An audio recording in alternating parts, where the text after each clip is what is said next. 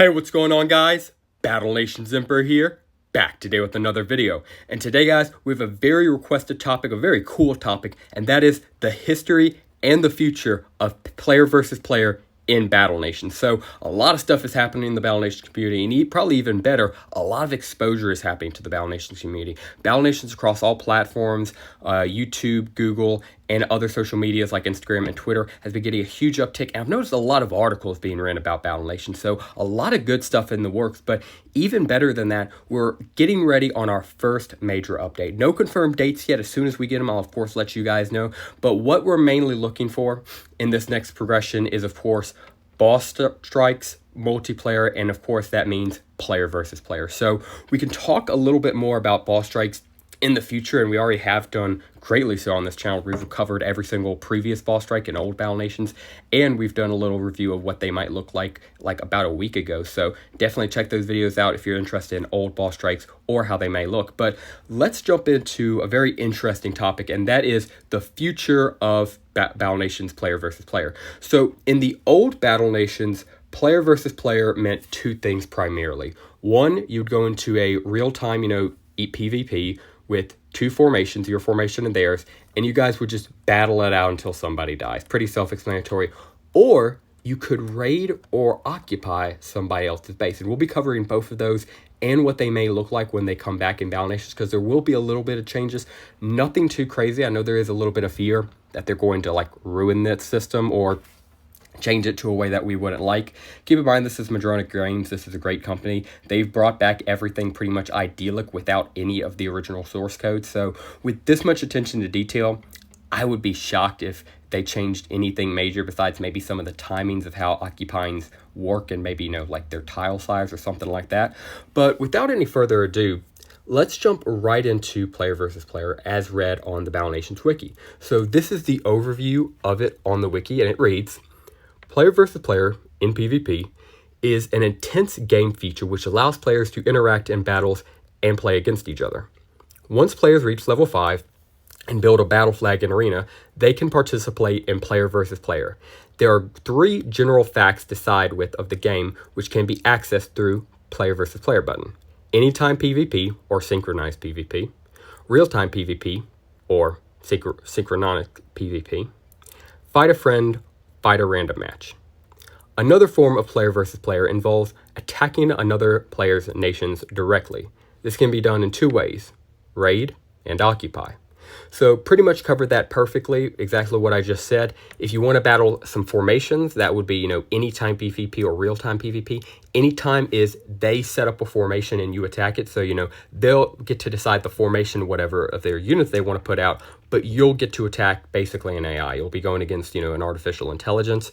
And real-time is they are there with you, basically think Clash Royale, but for, Battle Nations. Both of you make a formation that moment, you hit search, and then you and that other person are going against each other. He's there, you're there, both of you are making decisions in real time. So that is the formation. And then the other player versus player is directly going to their base, raiding them very quickly for a immediate grab of resources, or completely occupying down a section of their base and controlling it.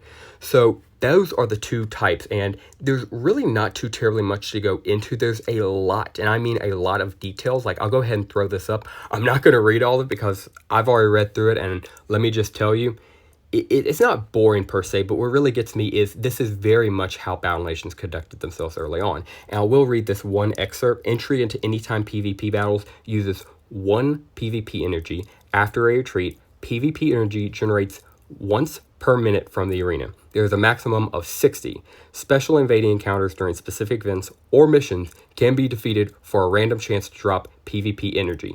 This icon and these encounters are marked with PvP energy in the bottom right corner.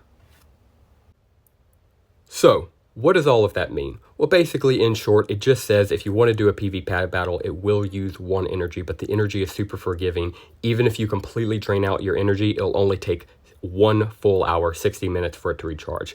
Not bad at all. But all of this goes through is basically just talking about some of the exact stats and percentages of PvP. And while this is all fun and very interesting, this is the type of stuff Madrona Games is looking to change. So just don't want to read all of this because one, it's super tedious, but two, a lot of it is subject to change. And I just wouldn't want to read out any, direct stats if there's a good chance that, they may be drastically changed when brought back. But jumping right into something that we do want to talk about, let's talk about real-time PvP. Throw it up on screen right now and read it. Real-time PvP, synchronized PvP, can be divided into two types of PvP, fight a friend and random match. These types of battles allow players to field 7 units each. During these battles, there's a 20-second timer.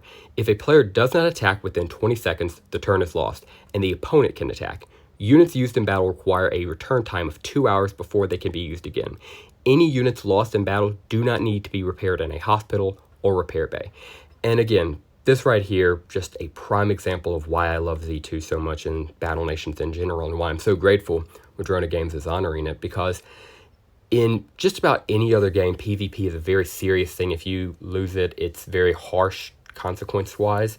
But in Battle Nations, first off, you don't even have to go into it, and we'll talk about that later. But even if you do decide to play in PvP, it's not going to punish you if you lose. In fact, you can throw out your best units, play with them as aggressively as you want. If you lose them, well, you'll just have to wait 2 hours before you can use them again in PvP. But you won't have to worry about, the steel, the gears, whatever, to have to repair them. You won't have to worry about wasting resources in a friendly fight, which is great. So that's what PvP is, just an absolute amazing feature in Battle Nations, in my opinion. However, they don't get SP, which, as you can see, I'll throw it up right here. This, of course, says, you don't gain SP from a friendly fight, which is true, but you also just, unfortunately, don't gain, SP in general from any PvP battles. If they bring it back, maybe that's something they want to change. If you guys feel that way, comment down below, of course. Comment down below your feelings of PvP in general. I would love to hear it. But yeah, that 100% love about Battle Nations. Now, before we jump into rating and occupation, I want to cover something very huge, something massive, something I absolutely love, and that is this beautiful bad boy right here. It's the battle flag. Why do I love the battle flag so much? Well, very simple. As you can see, when you throw up the battle flag, it will have two modes. It will either have this imperial flag right here, or it will have this black pirate flag right here. You get to control it. And I'll go ahead and read the overview because it does give some good information. It's not that long. Here it is, and it reads, the battle flag, or battle readiness flag, is a control center for PvP, player versus player combat. It is required to be built in the mission live fire training. It determines whether the player can raid/occupy other bases in their friends list or not. These are two options when opening the battle flag. Attack friends, stop fighting, select attack, enable the player to raid or occupy other bases, outpost in their friends list for various resources. Selecting this option will also turn the player's battle flag from the pirate flag, signaling that the player can attack and be attacked by other players. Any defenses or garrison on the player's outpost are always active, but they can be destroyed by a strong enough opponent. Defeated units are sent to the player's hospital or repair bay. Selecting Stop Fighting stops the player's outpost from being attacked by other players. However, existing occupations on the player's land left before player's remaining cycle or are defeated. Selecting this option will turn the player's battle flag back to an imperial flag and also prohibit the player from attacking others' outposts. Players may only possess one battle flag at a time, and it cannot be sold once it is built.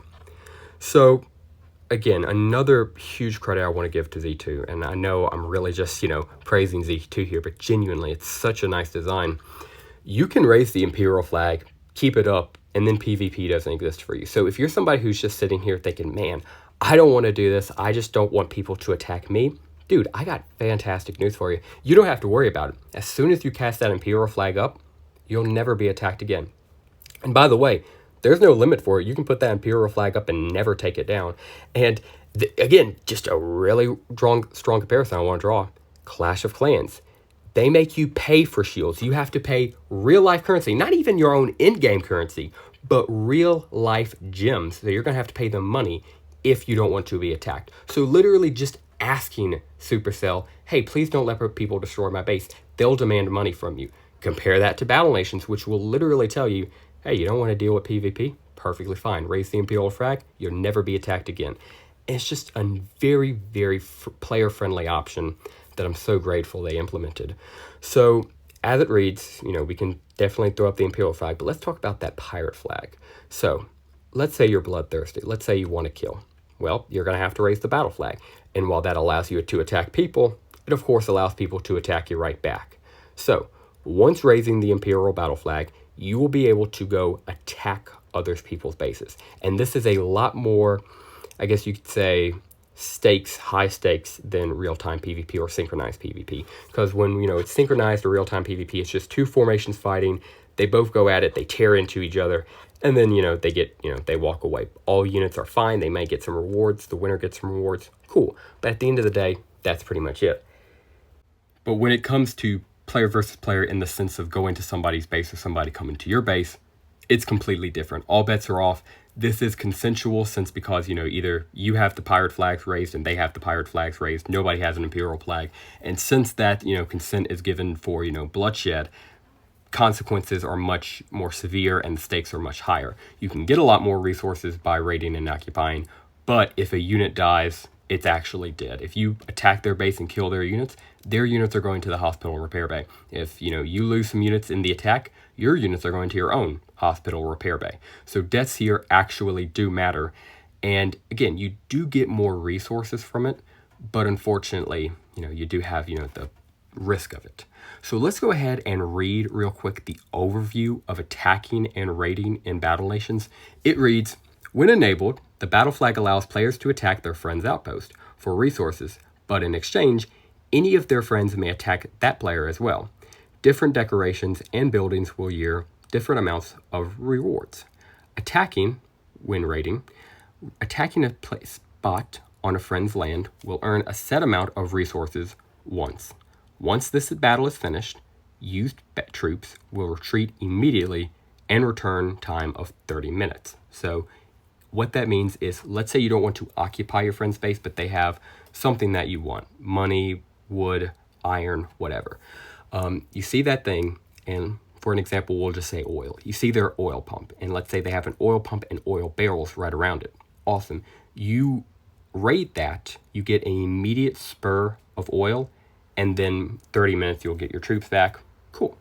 So that's a raid, but let's talk about occupation. Occupation, throw it up on screen, it reads, occupation is similar to raiding, but instead of retreating, used troops will stay for a maximum of 48 hours, earning resources every 4 hours. Players will need to visit their occupation to collect the desired resources. While occupying, used forces are suspected to being attacked by the owner of the base or one of the owner's friends. If defeated, the forces will retreat with the return time of 2 hours. And that's absolutely correct. So that's also pretty interesting there, because what that means is not only do you have to worry about the owner attacking you, if you decide to smurf somebody, attack a level 10 as a level 40 and just drop down, super tank, and maybe some maxed out wimps, with their ability, right? And he can't dislodge you. Well, he can call in his level 40 friend to, do the work for him, which also just found to be super funny and a cute aspect of, Battle Nations PvP. But as you see, those units will stay there. So if you attack with your best units to occupy your base, your friend's base, they will stay there. But at the end of the day, you will get those resources. So back to the oil analogy, your friend has, an oil pump you really like with some oil barrels around it. You occupy that for the next 48 hours, unless, you get repelled. That's yours. You own it. Every 4 hours, you can collect resources from it. And it's great. But again, you just got to watch out for the owner or any one of their friends defeating you. And then, of course, when the forces retreat, it is a 2-hour wait time to get them back. Completely understandable. So, Z2 themselves tried giving an explanation of this. I find very interesting. We're going to go ahead and read it. I'll throw it up on screen real quick. And as it says, I'll just read it out. Now, there is one situation that has confused some players. So here's an example of Z2 trying to explain it. Artichoke goes to Boring's land and occupies a square. Boring is also friends with Wombat, and Wombat sees Artichoke's armies attacking his friend's land. Wombat decides to fight off Artichoke's army for Boring's land. Wombat wins the battle, and now Boring has the opportunity to accept or reject Wombat's help in destroying Artichoke's army. If Boring rejects the help, That means that Porin must attack Artichoke's army without any assistance from any other friend's army. Note, if Porin rejects the help, Artichoke's army will return to her land, but Porin must battle Artichoke's phantom army before anyone else can occupy that space. If Porin accepts the help, Artichoke's army will return to her land, and the square immediately opens up for anybody else to reply.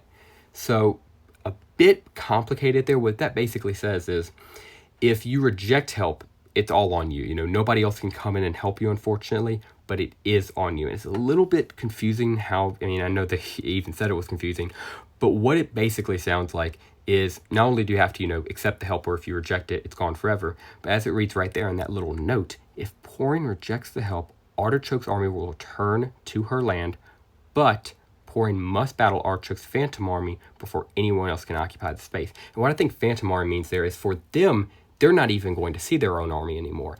But you will have to fight that occupied space or wait out the 48-hour timer. So, in short, at least from what I'm getting from this, is make sure you accept the help of a friend, even if you don't necessarily like that friend, just to get rid of an army, or you'll have to take it on yourself if you really just don't want to accept the help.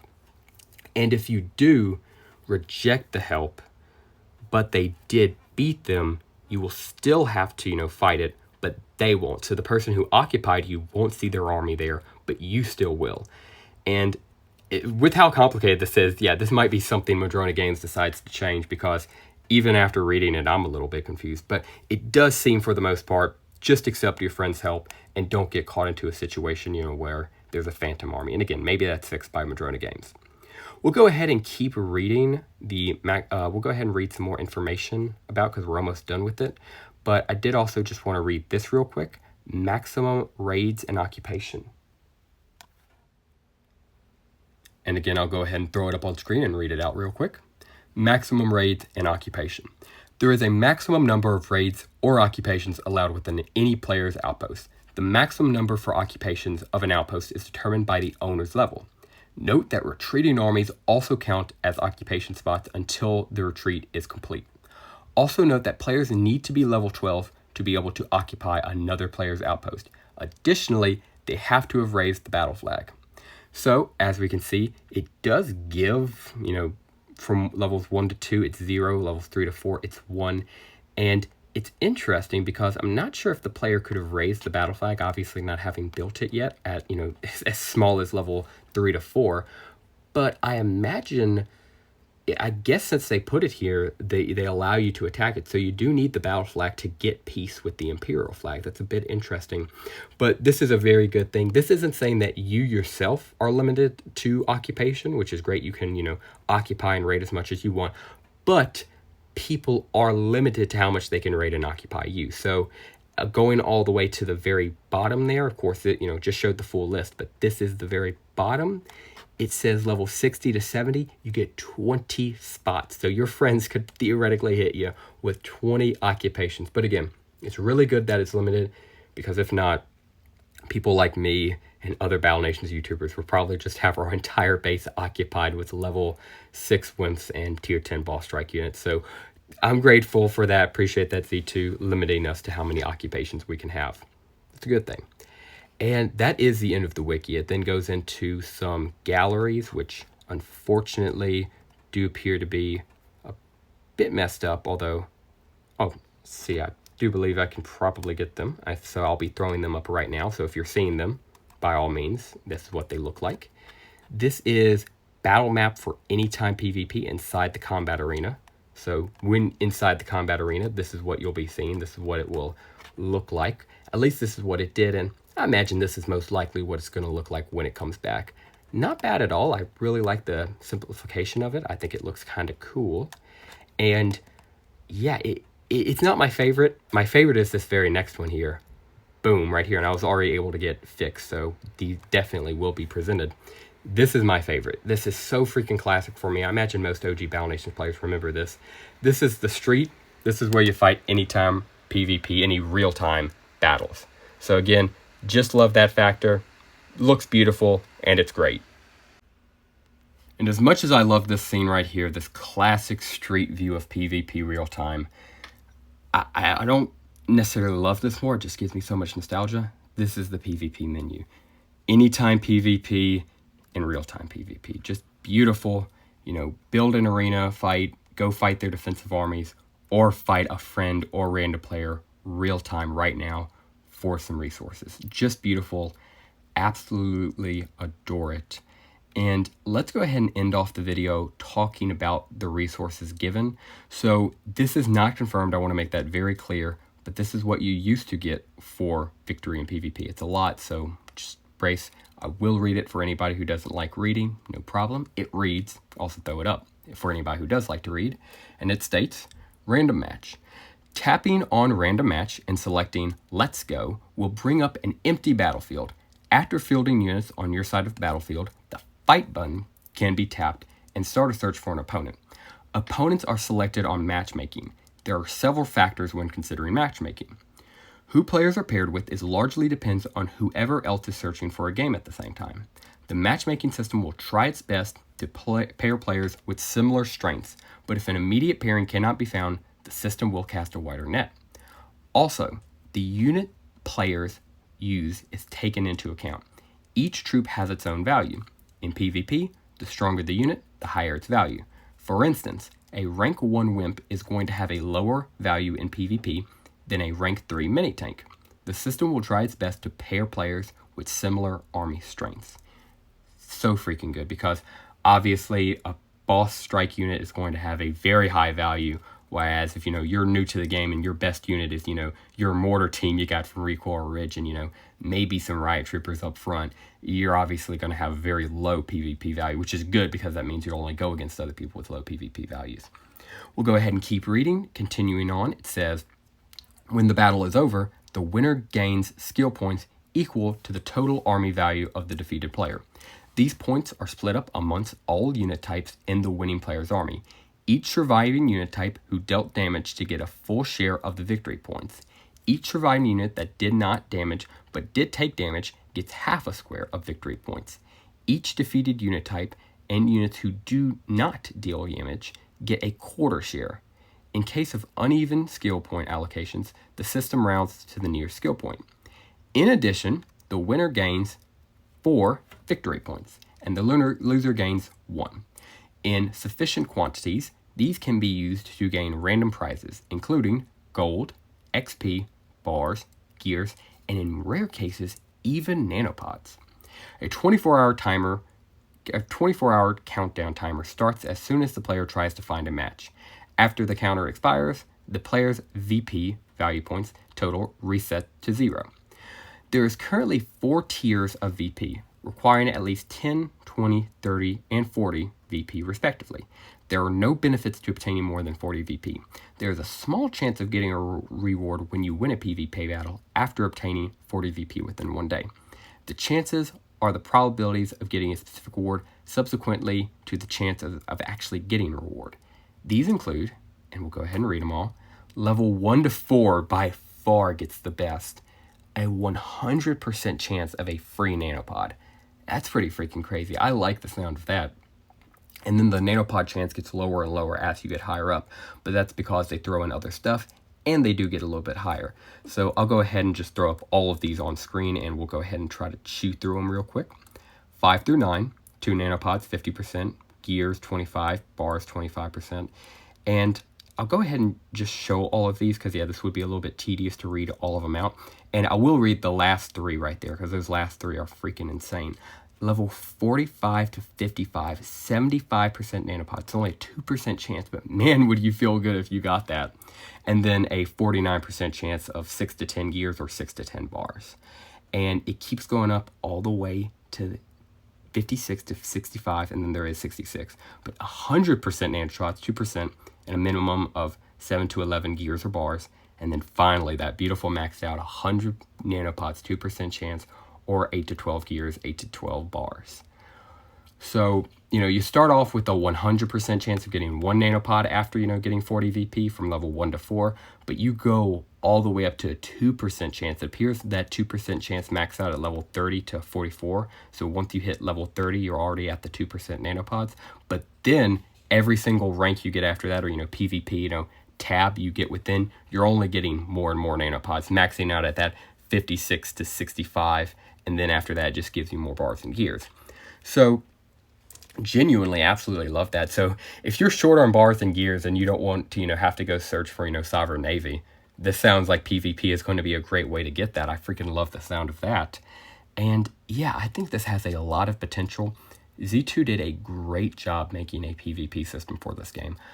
If I had to pick my favorite, as much as I like asynchronized and synchronized PvP where, you just put two formations and, you just battle it out, I gotta be honest, that's more of the esports side of Battle Nations if I had to guess. For me, what I just personally love is the idea of raising the battle flag, going to your friend's base and just messing them up. Like, just the concept of that is beautiful to me.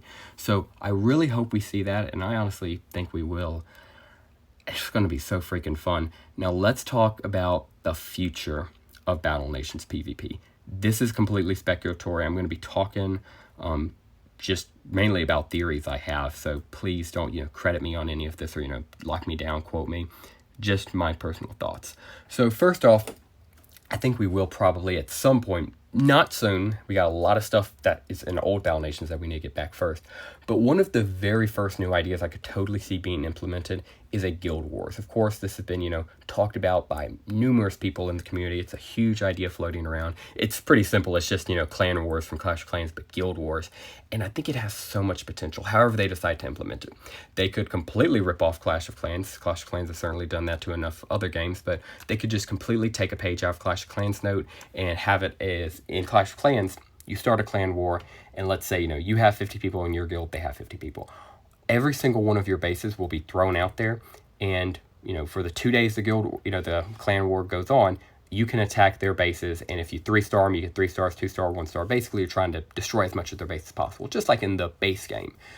But the big thing here is it's an entirely separate environment. It doesn't control their main base. It's a different entity altogether, just with all of the elements of their base, and you just try to go out to it. I think something like that for Battle Nations would have to be a little bit reworked just because of how long Battle Nations battles take. A Clash of Clans battle is like 3 minutes. If you want to occupy like 4 spots within your friend's base, which isn't their entire base, not by a long shot, that still takes like, 30 minutes of just sitting out there, thinking it through, taking out their units, trying to get your units to survive, that type of deal. So it would have to be altered a little bit, but that could be a good idea. Or they could just completely flip the script and give us a completely new idea for Guild Wars. But I do believe we will see a Guild Wars system just because that brings so much drama, so much potential for, lore and development within the guilds that I would absolutely love to see. And I think there's a good chance we do see it. So, moving right along, what else could we possibly see from a future PvP of Battle Nations? I'll be honest, something I've really thought about. I would love to hear your guys' thoughts on this below. What about occupation's fine, raiding is fine, but what about a system where everybody goes in, 2 guilds go in, basically Guild Wars, but instead of, my guild versus your guild, all of my members are expected to fight, all of your members are expected to fight, we could just have basically a 1v1 system where you're not fighting formations like in real time or asynchronized 1v1, but you're given their base, they're given your base. You have anywhere between 1 to 4 hours, whatever would work best, to attack and destroy as much of their base as possible, and they have to destroy as much of your base as possible. Different buildings could be given different values, so obviously, you place your bunkers around the more higher value buildings and kind of let the outskirts just, be distractions. And then at the end of, the set time, both of you are, given, a load screen. You both see, the damage you took, the damage you gave, and then whoever got more value destroyed on the, opponent's base, that person's the winner. I think something like that would be a little bit interesting. Think of basically of it as, Clash of Clans regular fighting, except both of you are fighting each other. I think the system could work in Battle Nations, but that's my one idea. But most importantly, what are your guys' idea? Do you like old Battle Nations PvP? What did you like more? Did you like real-time and synchronized PvP, where you just throw 2 formations out there and you kill each other? Or did you like going to your friend's base, raiding them, and them, raiding you, you trying to, throw out their occupation, you trying to occupy their base? What did you find more enjoyable? And also, what do you want to see for the future of Battle Nations? Do you want to see, all of these things re-implemented exactly how they were? Do you want to see some changes? Do you want to see new stuff? Let me know all of your thoughts down in the comments below. Would love to get a conversation down there. As long as you're respectful towards everybody and your comment is somewhat Battle Nations related, anything goes. And with all that being said, that will just about do it for us today, guys. Guys, if you're still watching this, I thank you very much for watching this all the way through. I greatly appreciate you. If you enjoyed today's video, please consider dropping a like down below and subscribing to the channel if you are new. If you have any questions, suggestions, anything to do in this video, any of the questions we talked about before, or again, just anything Battle Nations related, as long as you're nice, anything goes in that comment section down below. And guys, that will do it for us today. Thank you very much for watching, and as always, have a great rest of your day.